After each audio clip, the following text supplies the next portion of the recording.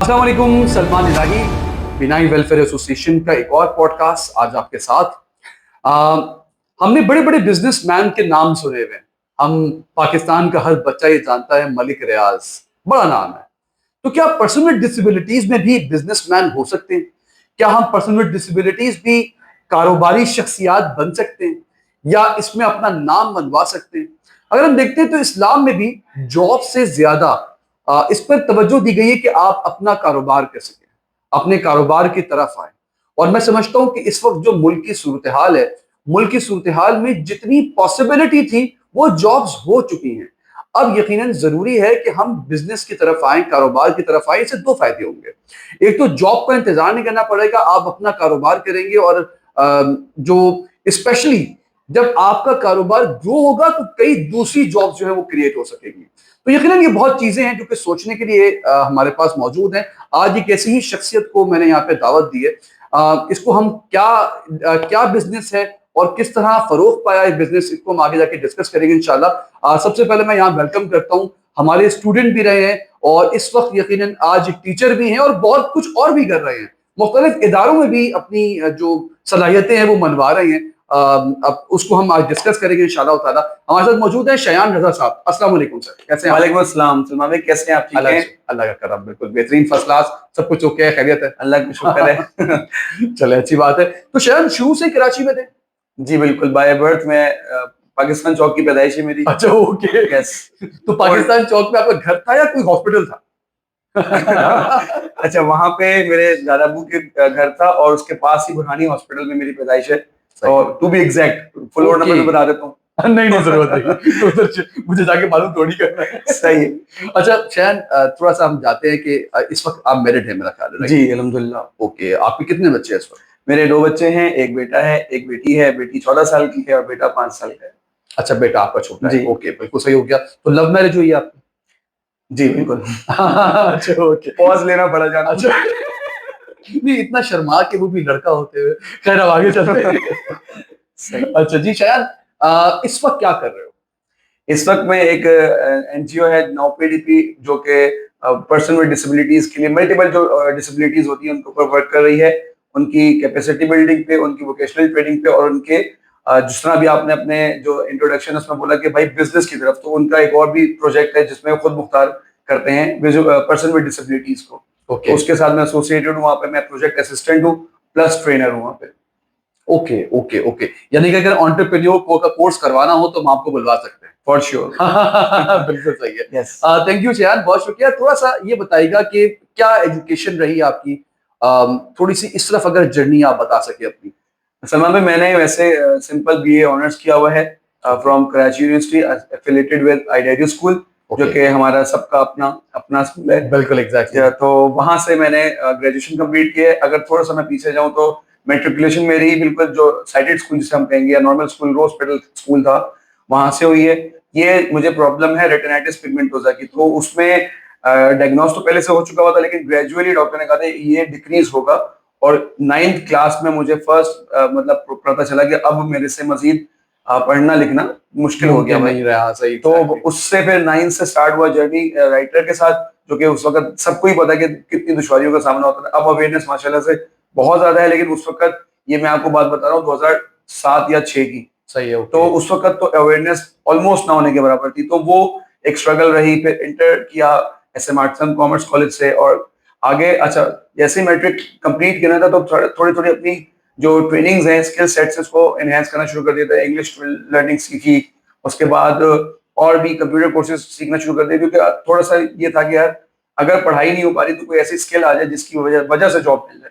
Okay okay. तो अच्छा, नहीं थोड़ा सा ये बताइएगा कि स्कूल, आमतौर पे कॉलेज और यूनिवर्सिटी में तो इतने बड़े इश्यूज नहीं आते पर्सन विद डिसेबिलिटीज को, लेकिन स्कूल पे तो लोग एक्सेप्ट ही नहीं करते अगर आपकी विजन कम है। तो वहां क्या मसला आया? अच्छा, स्कूल में ये बात थी कि फैमिली में भी यही पता था कि बच्चों को आईसाइट का प्रॉब्लम है, और स्कूल में भी यही पता था कि जी बच्चों को आईसाइट का प्रॉब्लम है। अदरवाइज अगर ये शायद पता होता कि जी डिजीज है ये, जो कि क्योरेबल नहीं, तो शायद वो मना कर देते। वो मना कर देते। तो मेरा एक बहुत करीबी दोस्त, जो मेरा मोहसिन भी कहलाएगा, नूर मुजम्मिल, यहाँ पे अगर मैं उसका जिक्र ना करूँ तो बहुत ही ज्यादती होगी, उसने बिल्कुल भाइयों की तरह मेरा साथ दिया। गो कि उसका अपना भी मुफाद था थोड़ा सा, क्योंकि बाहर क्लास में पढ़ा हुआ लिखा बच्चा था, मतलब इन अ सेंस कि थोड़ा सा शार्प कह सकते हैं, और बाकी लोग इतना याद नहीं कर पाते थे। तो उसका मतलब ये था कि जी थोड़ा सा देखने वाले मामला, छपाई वाले मामला, तो उसकी उसकी विश पूरी हो जाती थी, और मेरा काम ये हो जाता था कि वो मुझे ब्लैक बोर्ड से रीड करके बताता था और मैं कॉपी में लिख लेता था। तो ओके, स्कूलिंग मेरी इस तरह कंप्लीट हुई है। ओके। कॉलेज में फिर तो कोई मेरा ख्याल है issue कॉलेज नहीं में ऑलमोस्ट यही होता है कि आपने सेल्फ स्टडी करनी होती है, हाँ, वहां पे एग्जैक्टली, इतना सही है। आपका, हाँ लेक्चर होते थे शुरू शुरू में, हम लोग गए कॉलेज जब स्टार्ट हुआ तो 3 मंथ्स हम लोगों ने डेली अटेंड किया, लेकिन जब ये देखा कि भाई कोई आगे से रिस्पॉन्स नहीं, तो फिर हम लोग भी अपने सेल्फ स्टडीज पे लग गए, अपनी कोचिंग का देख लिया या जो भी जिस तरह हमने करना था। और ओके, आखिर फिर जब ग्रेजुएशन की बारी आई, तो फिर हमें पता चला कि नहीं, अब एक स्कूल भी होता है एडेरियो का, वहां पे फिर एडमिशन लिया और अपनी वहां पे ग्रेजुएशन कंप्लीट की। साइड साइड में मैंने कोशिश ये की थी कि अपने आप को थोड़ा सा फाइनेंशियली भी इक्विप कर सकूं, क्योंकि जाहिर सी बात है कि पेरेंट्स के ऊपर इतना बर्डन, जब खासतौर पे दो जो स्पेशल चाइल्ड हो तो ज्यादा बर्डन होता है। कोशिश मेरी ये थी कि मैं उनको पर फाइनेंशियली भी थोड़ा सा डिपेंडेंट ना रहूं, इंडिपेंडेंसी की तरफ आऊं। तो उसके लिए मैंने छोटी मोटी जॉब्स की, जिसमें मैंने लंच भी डिलीवर किया, मैंने गार्डनिंग भी की हुई है। और फिर मेरी जो फर्स्ट जॉब लगी थी वो 2010 में एक प्राइवेट कॉल सेंटर में लगी हुई, जहां पे मैं as a quality control officer employed हुआ था। आई थिंक याद है मुझे, केडीए मेरा ख्याल है, जो केडीए का केएमसी, अब जो केएमसी हो अब गया, जो यस, केएमसी उस है, वक्त सीडीजे के था और अब अदर केएमसी हो सीडीजी गया। के, राइट। ये ये थर्ड पार्टी कॉन्ट्रैक्ट, मुस्तफा कमाल का मेरा ख्याल है प्रोजेक्ट था, राइट। बिल्कुल, ये हाँ, उस वक्त थर्ड पार्टी कॉन्ट्रैक्ट था, और अभी भी वही है कि थर्ड पार्टी कॉन्ट्रैक्ट इसका कॉल सेंटर रन कर रही है। ओके, बिल्कुल सही हो गया। अच्छा, यहाँ थोड़ा सा हम आगे चलेंगे कि आपने अपने बिजनेस के हवाले से बताया। थोड़ा सा पहले मैं ये जानना चाहूंगा कि वो बिजनेस का नाम आप थोड़ा सा बताइएगा, और बिजनेस के पीछे क्या कॉन्सेप्ट है, इसको थोड़ा सा डिस्क्राइब कीजिएगा। जब कॉल सेंटर ऑलमोस्ट एंड हो रहा था, मेरा जो हम कहेंगे ना कि प्रोफेशनल लाइफ में से कॉल सेंटर साइड पे हो रहा था और मैं ट्रेनिंग की तरफ आ रहा था, तो फर्स्ट ऑफ ऑल मैंने सबसे पहले आपको ही ज्वाइन किया था, बिल्कुल सही है। ठीक है, पढ़ने के बाद, और आपके पास ही मुझे एम्प्लॉयमेंट मिली थी। तो वहां से जब ट्रेनिंग की तरफ में आया, तो अब समझ आई कि नहीं यार, ट्रेनिंग तो हो रही है। और मुझे याद है कि आप अक्सर कहते थे कि मुझे एक नहीं, आप जैसे 10 शायान चाहिए, बिल्कुल, ठीक बिल्कुल है, याद है, यही बिल्कुल। यही जुमले थे। तो उस वक्त माइंड में आया कि यार, जब मैं चीजें जो कर रहा हूँ, कोई ऐसा प्लेटफॉर्म भी तो हो कि अब यहाँ से बच्चों को ट्रेनिंग मिल रही है, तो उनको एक ऐसा प्लेटफॉर्म भी मिले जहां पे बच्चे उसको एग्जीक्यूट कर सके। तो मिसेस के साथ मिलकर आइडिया डिस्कस किया, उनकी कुकिंग स्किल्स अच्छी थी मेरी, और एंटरप्रेन्योर माइंडसेट था। तो इसको हम लोगों ने लॉन्च किया, 3 सेंसेस कैफे। इसमें हम लोग 3 डोमेन्स को डील कर रहे हैं। फर्स्ट है टेस्ट का सेंस, जो कि फूड हम प्रिपेयर करते हैं, फ्रोजन ओके, फूड होता है। ओके, दूसरी सेंस है स्मेल की, जिसमें मैं परफ्यूम रेडी करता हूँ, ओके। कस्टमाइज करता हूँ और कस्टमर्स को देता हूँ। और तीसरा जो सेंस है वो कम्युनिकेशन का, जो मेरी सिस्टर डील करती है, जिसमें हम काउंसलिंग और थेरेपीज प्रोवाइड करते हैं कस्टमर्स को, ऑनलाइन भी और फिजिकल भी। क्या बात है। तो इसलिए जबरदस्त। 3 सेंसेस, तीनों ओके, चीजों को आपस में मिलाया। Okay, okay. तो ये बड़ी बात होती है कि आप जब बिजनेस स्टार्ट कर रहे हो, उसके पीछे कोई कॉन्सेप्ट भी हो, क्योंकि आमतौर पे हम लोग सिर्फ काम शुरू तो कर देते हैं ना, हमारे पास पीछे कोई मकसद होता है ना, कोई इसका कोई कॉन्सेप्ट होता है ना, कोई आगे आगे कोई फ्यूचर प्लान्स होते हैं, बस काम करते चले जाते हैं। ऐसा ही है। हम अगर किसी भी काम को इल्म के साथ मिला के करेंगे ना, तो उसकी प्रोडक्टिविटी में 10 टाइम्स इजाफा हो जाता अच्छा, आज स्पेसिफिकली जो आपका बिजनेस है परफ्यूम से रिलेटेड, जी। मैं उस पर आना चाहूंगा। अभी रिसेंटली आपने एक वर्कशॉप भी ऑर्गेनाइज की, और उसमें आपने तमाम जो हमारे विजुअली इम्पेयर्ड पर्संस हैं उनको परफ्यूम बनाना सिखाया। तो आपको लगता है कि ये काम पॉसिबल है? बिल्कुल, इसमें माइनर सी हेल्प की जरूरत पड़ती है, साइटेड असिस्टेंट की। उस वक्त जब आपको जो नोट्स हैं, एक परफ्यूम 3 नोट्स में बनता है ना, सही है। टॉप नोट, मिड नोट और बेस नोट।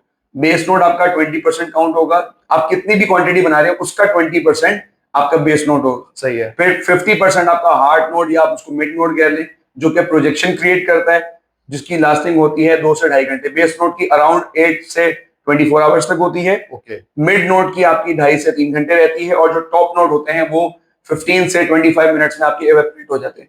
तो ये थोड़ा सा पहले यहाँ मैं क्लियर करना चाहूंगा कि इसका क्या मतलब है 2.5 घंटे और ये हम जब आपने एक परफ्यूम अप्लाई किया अपने पे, सही है। ठीक है, जो फॉरेन इंप्रेशन पड़ा वो आपका टॉप नोट का है। अच्छा, ओके, ठीक है, ओके। टॉप नोट थोड़ी देर बाद जब आपने अक्सर महसूस किया होगा कि उसकी खुशबू बदल गई है, हाँ, हाँ, मीन्स हाँ, कि उसमें हाँ। से टॉप नोट आपके एवेपोरेट हो गए। अच्छा, अब ओके। आया असल मरहला, आया मिड नोट, सही है। जो कि तकरीबन 2.5 से 3 घंटे रहेगा। और प्रोजेक्शन, एक जब हम लाइट को कहीं पे प्रोजेक्ट करते हैं तो उसका एक हाला बनता है, सही है। एक सराउंडिंग बनती है। तो इसी तरीके से आपकी खुशबू की भी एक प्रोजेक्शन होती है, सराउंडिंग बनती है। आप जब रास्ते में जा रहे हो और अक्सर आपके पास से कोई गुजरे, यार इसने बड़ी कमाल परफ्यूम लगाई हुई, वो उसके परफ्यूम उसके साथ साथ ट्रेवल कर रही है, जो पीछे छूट रहा है और उसके साथ जो ट्रेवल कर रहा है वो प्रोजेक्शन कहला रही है। वो 50% पे है और फिर टॉप नोट 30%। तो यहाँ पे जो हम 20, 50 और 30 की जो मेजरमेंट्स करनी है ना, वो हमने सिर्फ किसी की हेल्प लेनी है। अदरवाइज बाकी काम उसको डालना, उसमें मिक्स करना, इथेनॉल मिक्स करना या जो भी उसके अल्कोहलिक एलिमेंट्स हैं वो मिक्स करना, वो हम खुद कर सकते हैं। बाद में लेबलिंग करना, पैकेजिंग करना, वो सब आराम से हो जाएगा। ओके ओके, यस, बिल्कुल सही है। तो अगर हम मिसाल के तौर पे आपने का जो टॉप नोट है उसकी मेन खुशबू होती है जो बिल्कुल स्टार्टिंग में आपको अट्रैक्ट कर रही बिल्कुल होती है, ऐसे ही। तो अगर हम उसको 30% से 50% कर दे तो उसको हम 70% कर दें? लेकिन जैसे इसकी फिर आप मिसाल लें, आपने कढ़ाई बनाई, हाँ, ठीक है, बेस क्या हो गई इसकी? प्याज, सही अदरक, लहसुन और फलाना फलाने मसाले। सही अब आप कह रहे हैं कि जी हम बेस को ज्यादा कर दें, या अगर उसकी प्रोजेक्शन बढ़ाने के लिए आप लहसुन अदरक का पेस्ट 4 टेबल स्पून डाल के अच्छा देखें। सही हो, मजे करता हो, सही है, तो ओके। वो चीज जो हम बनाना चाह रहे हैं उसकी पूरी की पूरी रेसिपी तबाह हो जाएगी। तो इसमें थोड़ा सा मुझे बताइए परफ्यूम में, कि मिसाल के तौर पे कुछ परफ्यूम्स 2 घंटे तक बेकौल आपके कि उसकी खुशबू चल रही होती है, कुछ परफ्यूम्स लॉन्ग लास्टिंग होते हैं, पूरे दिन चल रही होती है, कुछ परफ्यूम ऐसे होते हैं, अभी आज मेरी वाइफ बता रही थी कि उसने शर्ट धो दी उसके बावजूद उसमें से खुशबू खत्म नहीं हुई। बिल्कुल आएगी ऐसे। अब इसमें 3 4 कैटेगरीज आती हैं: EDC, EDT, T for tiger, EDP, P for perfume, और खाली परफ्यूम, PARFUME। अच्छा, अब ईडीसी में हमने एक परफ्यूम रेडी कर लिया, ठीक है, एसेंशियल ऑयल या फ्रेग्रेंस ऑयल हमने रेडी कर लिया। अब उसको हमने परफ्यूम में कन्वर्ट करना है। अब परफ्यूम में उसकी मिकदार हम कितनी डाल रहे हैं वो डिसाइड करेगा कि 2 घंटे रहेगी, 4 घंटे रहेगी, 8 घंटे रहेगी या 24 घंटे रहेगी। ओके ठीक है, ईडीसी क्लोन है, जो ज्यादातर हमारे जो रूम फ्रेशनर होते हैं, आपने देखा होगा, रूम स्प्रे किया, आधे घंटे बाद 1 घंटे बाद वो खत्म हो गई, बिल्कुल तो सही। ये क्लोन कहलाएगा।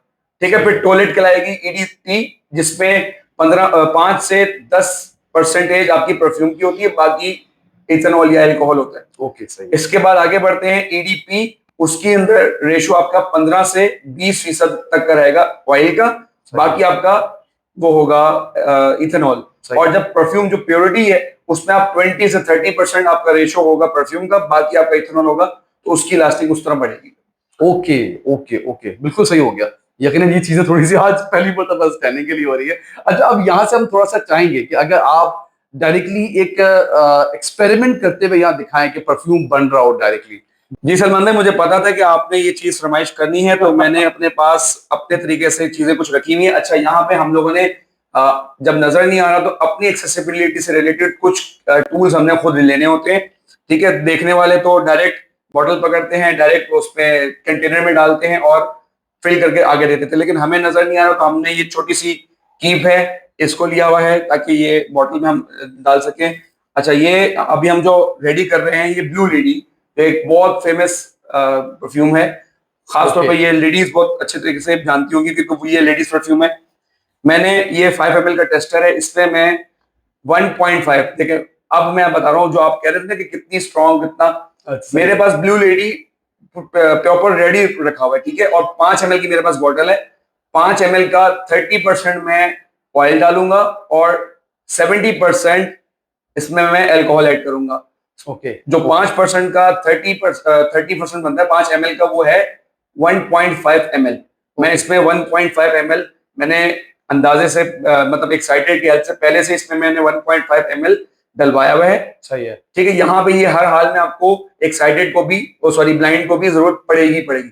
उसके बाद आपने ये डलवा लिया, अब मैंने इसको खोलना है। ठीक है जी, ये इसका जो पंप है मैं साइड पर रख देता हूँ। अब मैं इसमें ये छोटी कीप ऐड कर रहा हूँ और कीप के जरिए, या फिर मैं डायरेक्ट, क्योंकि देखिए ये जो मेरी दूसरी बॉटल है उसके ऊपर भी एक बारीक सी नोजल है ताकि ओवरलोड होके या ओवर प्रेशर के साथ एकदम से ना आ जाए। मैं इसमें महसूस करते हुए,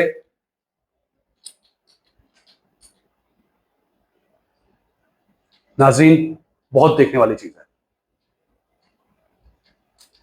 देखिए ज्यादा से ज्यादा क्या होगा, थोड़े से गिरेगा आपको, जब गिरेगा तो पता चल गया कि हल्का हल्का कि भाई ये फिल हो गया। अब आपने इसको उतार लेना, हटा देना। मैंने ये चीज यहाँ पे रखी, ये कीप मैंने यहाँ पे रखी, और वापस मैं अपना जो पंप है वो मैं इसको टाइट कर दूंगा और अच्छे से शेक करूंगा। ये हमारा 5 ml का ब्लू लेडी का टेस्टर हाँ जी जनाब। बिल्कुल रेडी है जी।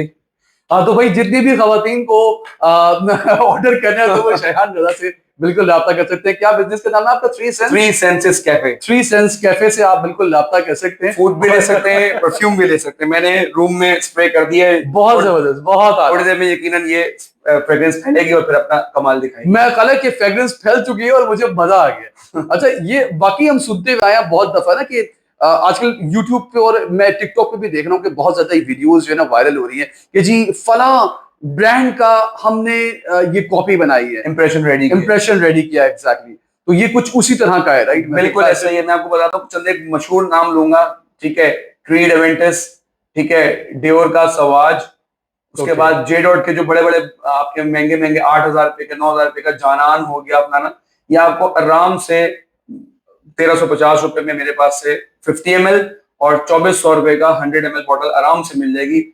और मैं बहुत क्लियर बता रहा हूँ, देखिए इसमें कॉपीराइट क्लेम पड़ ही नहीं सकता। मैं कह रहा हूँ कि जी मैं कॉपी बना रहा हूँ, ठीक है। अब जिसकी इतनी जेब नहीं है कि जो 8,000 रुपए का परफ्यूम रेडी खरीदे, वो कम में भी तो उसके लिए भी तो कुछ होना चाहिए ना। तो इसी तरीके से इसके हम इंप्रेशन रेडी करते हैं, 19 से 20 का फर्क आता है और आपको ऑलमोस्ट करीब करीब उसके आपको परफ्यूम मिल जाती है। और आराम से इसकी लास्टिंग जो है वो 10 आवर्स मिनिमम, और फिर आगे जितना जब तक चल जाए फिर चांद तक। तो ये अच्छा तो आपसे राब्ता कैसे होगा खयाल? मेरा नंबर है जी 0346281282। आप उस पर व्हाट्सएप कर सकते हैं। आप मुझे बता सकते हैं कि जी फलाना फलाना मुझे ब्रांड चाहिए, और इंशाल्लाह आपको विद इन 2 डेज आपको कस्टमर्स परफ्यूम रेडी होकर आपके डोर स्टेप पे मिल जाएगा। अच्छा मिसाल के तौर पे कोई ऐसा भी हो सकता है जो लोग आपको बताएं कि हमें फला परफ्यूम चाहिए और आपके पास नहीं है, तो देन उसको भी आप कस्टमाइज करके बना के दे सकते हैं? बिल्कुल, अगर मेरे पास अवेलेबल नहीं है, उसके मैं कुछ जो भी नोट्स होंगे वो मैं जाके मार्केट से परचेज करूंगा और फिर रेडी करके दे दूंगा।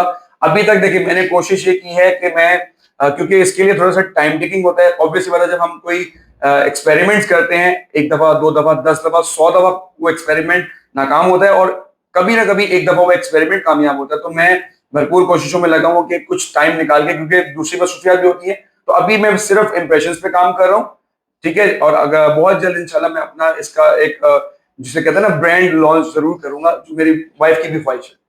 ओके गुड हो गया, thank you very much Shayan, बहुत जबरदस्त। मेरा ख्याल है कि आपको अंदाजा हो गया कि जो इन्होंने वर्कशॉप कराई है उसमें तकरीबन 28 के करीब हमारे ब्लाइंड मेल एंड फीमेल बच्चे थे जिन्होंने आज ये परफ्यूम बनाना सीखा है। नो आप समझ लें कि ये आपके 28 25 28 जो बच्चे हैं, ये अब ये बच्चे नहीं रहे बल्कि बिजनेसमैन बने जा रहे हैं, ब्रांड बनने जा रहे हैं।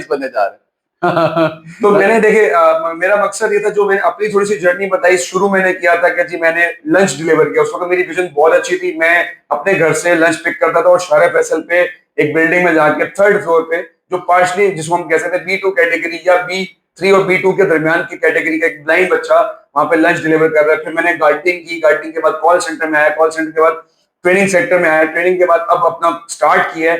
परवरदिगार से दुआ है कि इसको कामयाबियां मिले। तो मकसद ये है कि हिम्मत नहीं हारनी। अगर एक चीज नहीं चल पाई ना, वहीं स्टक मत हो जाइएगा, कुछ और ट्राई करें। मेरे एक जानने वाले हैं, उन्होंने किसी आलिम दीन से राब्ता किया, बहुत मशहूर शख्सियत थी, उनसे बात की। वो फारसी जानते थे, उनको उर्दू नहीं आती थी। तो मेरे वालिद साहब मुतरजम का किरदार निभा रहे थे। उन्होंने बोला कि जी हमारा खानदानी काम ये है, ये चल नहीं रहा, क्या करें। उन्होंने बोला जी आप फर्ज कर लें कि जी कपड़ा बेच रहे हैं, आप चमड़ा बेच रहे हैं। कहते हैं ये तो हमारा खानदानी काम है। तो उन्होंने बोला ये खानदानी काम क्या होता है, मतलब आपके अबाओ अजदाद ने भी कभी ना कभी तो ये काम शुरू किया होगा ना। उनसे अब नहीं बिक रहा, आप चमड़ा बेच रहे, चमड़ा नहीं बिक रहा, जूता बेच रहे, जूता नहीं बिक रहा, कुछ और खाने बेच रहे।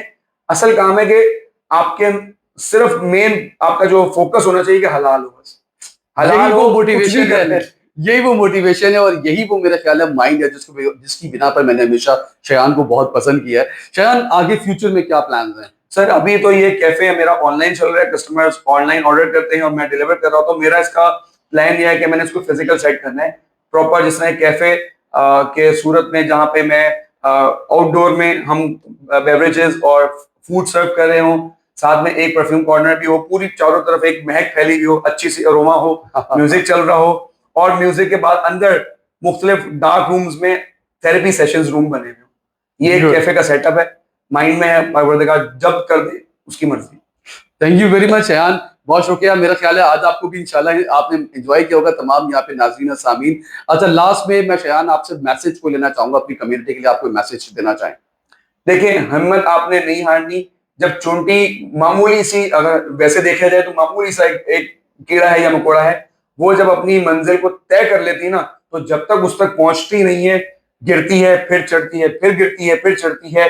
अगर आगे उसके बाद हर्डल रख दे, तो अब वो साइड बदल के आगे जाने की कोशिश करती है, लेकिन मकसद उसका मंजिल पे पहुंचना होता है। तो आपने भी यही करना है। अब अल्लाह पाक ने आपको एक चैलेंज दिया है, इसको मैं कमी नहीं कहूंगा, चैलेंज कहूंगा कि चैलेंज दिया है, और अल्लाह पाक को आप फिर चैलेंज एक्सेप्ट करके दिखाएं कि परवरदिगार तूने मुझे दिया है चैलेंज, और फिर तेरी ही मदद चाहिए, और मैं तेरे ही दिखाए हुए रास्ते पे चल के मंजिल हासिल करूंगा। तो don't give up the hope. 3 चीजें हैं लाइफ में। सबसे पहली चीज कि हम दुआ नहीं करते, और शायद पता नहीं क्यों हमारी कौम के अंदर, हमारी कम्युनिटी के अंदर क्या रीजन है कि हम अल्लाह से दुआ नहीं करते। मैं समझता हूं कि जब आपके अंदर अल्लाह से दुआ करने, अल्लाह से मांगने और पॉजिटिवली मांगने का जज्बा पैदा हो जाए, तो यकीन करें कि आपके कामों में कुदरत शामिल हो जाती है, अल्लाह शामिल हो जाता है। तो फिर आप कभी कामयाब या नाकामी का तस्वुर को खत्म करके सिर्फ मेहनत करना जानते हैं, और फिर अल्लाह की मदद शामिल होती चली जाती है। एग्जैक्टली इसी तरीके से सेकंड जो बहुत इंपॉर्टेंट चीज है वो है पॉजिटिव सोच। पॉजिटिव सोच अगर आपकी होगी, आप सिर्फ पॉजिटिव सोचते रहेंगे, तो यकीन कीजिएगा कि फिर कभी भी आपके साथ कोई नेगेटिविटी नहीं आएगी। तीसरी जो इंपॉर्टेंट चीज है, जो शयान जिस पर बहुत ज्यादा फोर्स कर रहे हैं और इस पर फोकस दिलवा रहे हैं, वो है कि आपको हार नहीं माननी। होता यही है कि हम लोग जरा सी मेहनत करते हैं और कोई इशू आता है, हम हार मान जाते हैं कि हम नहीं कर सकते। चींटी की मिसाल बड़ी अच्छी थी। बहुत सारी जगहों पे हमने क्या करा, एक दफा चींटी जा रही थी, तो चींटी को रोकने के लिए हमने क्या किया कि हमने आगे कोई हर्डल रख दिया, तो वो रास्ता बदल गई, लेकिन वो रुकी नहीं। उसने कोशिश हर तरह से की, उस चीज को चढ़कर अबूर करने की कोशिश की। हमने उसके ऊपर एक और चीज डाल दी ताकि वो ऊपर ना चढ़ सके, तो उसने रास्ता बदल लिया, लेकिन गई उसी जगह पर जो उसकी मंजिल थी। यकीन कीजिएगा ये बहुत कुछ सिखा गई मुझे भी, और उम्मीद है कि आपने भी सीखा होगा। सलमान भाई, एक चीज मैं यहाँ पे कहना चाहूंगा। हम जब बाइक राइड करते हैं तो रेस देते हैं, और इस यकीन से रेस देते हैं कि मैं जब रेस दूंगा तो ही ये बाइक आगे बढ़ेगी। तो उसी यकीन के साथ, उसी पुख्ता यकीन के साथ रब से भी मांग के देखें, वो देगा। वो कह रहा है कि मुझसे मांगो, मैं दूंगा। तो उसी पुख्ता यकीन के साथ बिल्कुल हमारी दुआ आपके साथ है शयान। इंशाल्लाह ताला हमें पूरी उम्मीद है कि जब आपकी सोच मोटिवेटेड होना, तो फिर यकीनन नाकामी कभी आ ही नहीं सकती। इंशाल्लाह ताला इस दुआ के साथ हम इख्तिताम करते हैं। आखिरी में यकीनन आप लोगों से गुजारिश है कि आप लाजमी तौर पे इस चैनल को सब्सक्राइब कीजिए, लाइक कीजिए, और उन तमाम चाहे वो पर्सन विद डिसेबिलिटीज हो या वो लोग जो लगता है आपको मायूस है, जो आपको जो लगता है जिन लोगों के बारे में कि यार वो हार मान गए, वो जिंदगी में कुछ नहीं करना चाहते, उनको आप ये वीडियो भेजिए, ये आप अपना हमारा पॉडकास्ट भेजिए, शेयर कीजिए उनसे। मुझे उम्मीद है इंशाल्लाह कि वो जरूर खड़े होंगे और जरूर वो कुछ करना चाहेंगे। Thank you very much. Allah Hafiz.